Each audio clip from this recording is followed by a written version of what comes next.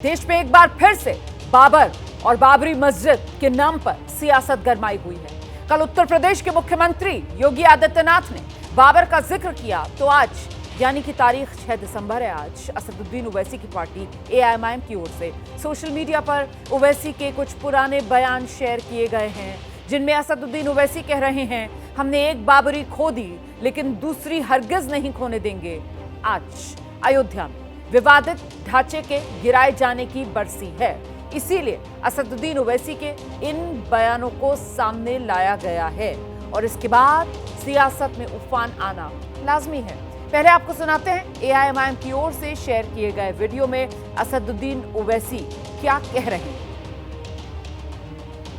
अगर बाबरी मस्जिद इलीगल थी तो फिर वो तोड़ने वालों को क्यों मिली, और अगर लीगल थी तो फिर उनको क्यों दिए?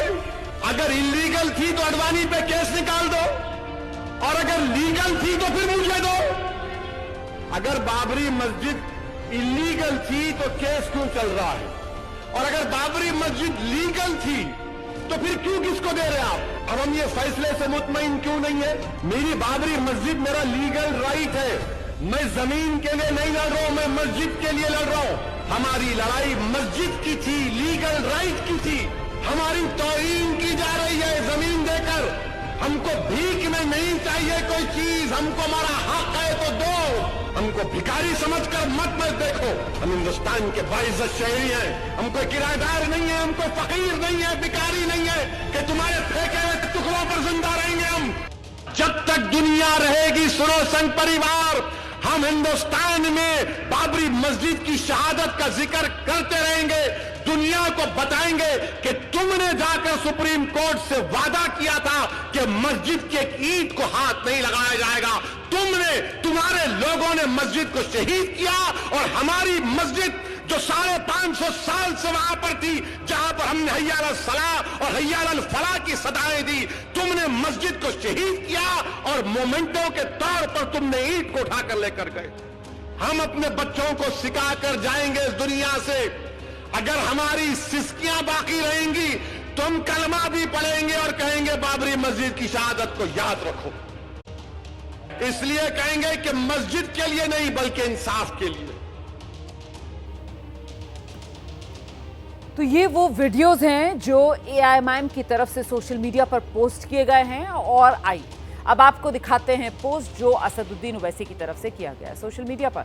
असदुद्दीन ओवैसी ने लिखा, योगी ने बांग्लादेश के अल्पसंख्यकों, बाबरी मस्जिद और संभल, कहीं भी किसी अल्पसंख्यक पर अत्याचार नहीं होना चाहिए, लेकिन बांग्लादेशी हिंदुओं के साथ दुर्व्यवहार का भारतीय मुसलमानों से क्या कनेक्शन? क्या उनका आशय यह है कि यहां मुसलमानों के साथ बंधक जैसा व्यवहार किया जाना चाहिए? अगर उन्हें बांग्लादेशी अल्पसंख्यकों की इतनी चिंता है तो आप शेख हसीना को वापस क्यों नहीं भेजते? वो भारत में क्यों रह रही हैं? सुप्रीम कोर्ट ने खुद माना, इस बात का कोई सबूत नहीं कि बाबरी मस्जिद किसी मंदिर को तोड़कर बनाई गई थी। संभल जामा मस्जिद का मामला भी 1877 और 79 में सुलझ गया था। अदालतों में साफ कह दिया गया था वहां कोई मंदिर नहीं, ना ही वहां पूजा की जाती है। योगी की दुकान में सत्य का कोई मूल्य नहीं, लेकिन इसका मतलब यह नहीं कि हम चुपचाप उस पर विश्वास कर लेंगे। उनके बयान से स्पष्ट हो गया, मस्जिदों को मंदिर में बदलने के ये मामले बीजेपी द्वारा प्रायोजित हैं। जब कोई मामला अदालत में विचाराधीन हो तो किसी को भी उसे प्रभावित करने का अधिकार नहीं है।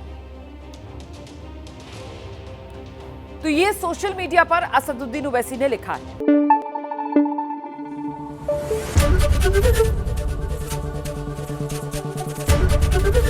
ABP न्यूज आपको रखे आगे।